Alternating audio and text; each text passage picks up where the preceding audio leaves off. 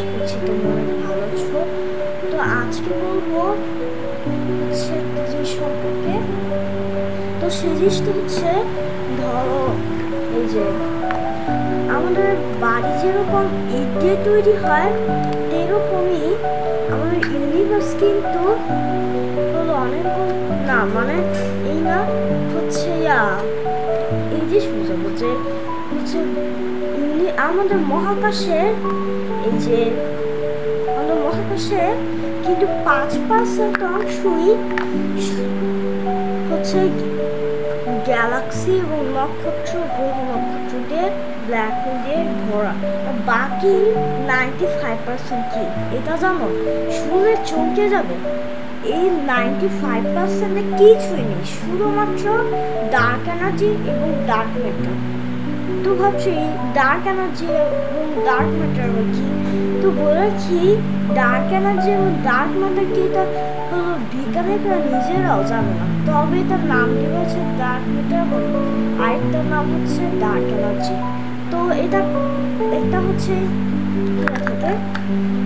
এইটার কি কাজে এটাও কিন্তু জানা যায়। তবে একটা জিনিসই বলবো, এই ডার্ক ম্যাটারের আর ডার্ক এনার্জি একটা বিশাল পার্থক্য রয়েছে। আর তোমরা কিন্তু ডার্ক এনার্জি এবং ডার্ক ম্যাটারকে হচ্ছে ব্ল্যাক হোলের মতো মনে করো না, ব্ল্যাক হোল না, আলাদা হচ্ছে। তো ডার্ক এনার্জি হচ্ছে একদম কালো, পুরো হোয়াইট হয়, মানে কিছু দেখা যায় না, একদম কালো, কিছুই বোঝা যায় না। তবে এইটাই ইউনিভার্সের মেন হলো যে ইউনিভার্স এক্সপায়ার, মানে আর বড়ই হয়ে চলেছে না, বলেছে প্রতি সেকেন্ডে 2 লক্ষ কিলোমিটার বড় হয়ে চলেছে। তো এতই যে বড় হয়ে চলছে না, এটা একটা মেন কারণ হলো ডার্ক এনার্জি। তো ডার্ক এনার্জির কারণে কিন্তু ইউনিভার্স এক্সপায়ার করে চলতেছে। এখন হলো ডার্ক ম্যাটারের কি কাজ? ডার্ক ম্যাটার হলো এই যে ডার্ক ম্যাটার এখন কোনো কাজে লাগে না। তবে ইউনিভার্স যখন এখন বড় হয়ে চলেছে, তবে বিজ্ঞানীরা বলে যখন বড় হবে, তখন বড় হওয়ার পর ইউনিভার্স আবার সেই ছোট হয়ে যেতে হবে, মানে ছোট হতে হতে হতে একসময় একদম মিশে যাবে, তারপর আবার বিগ ব্যাং হয়ে আবার নতুন ইউনিভার্স তৈরি হবে। তো এই কথা হলো 100-5% সত্য দিয়েছে বিজ্ঞানী।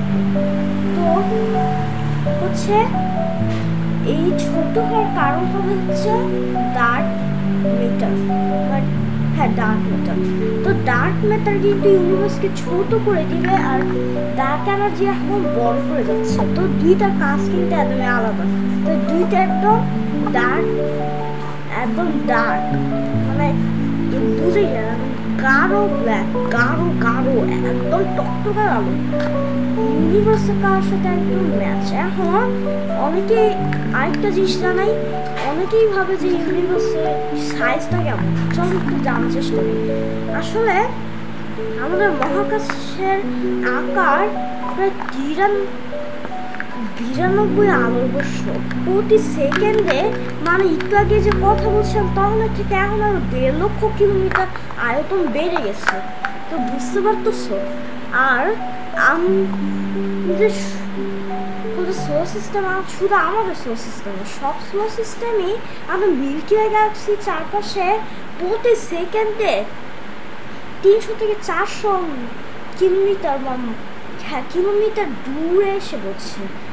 মানে আমরা যে একটু আগে, মানে আমি যে তোমাদেরকে একটু আগে জানাচ্ছিলাম, তা এখন কিন্তু আমরা আরও অনেক দূরে এসে পড়ছি।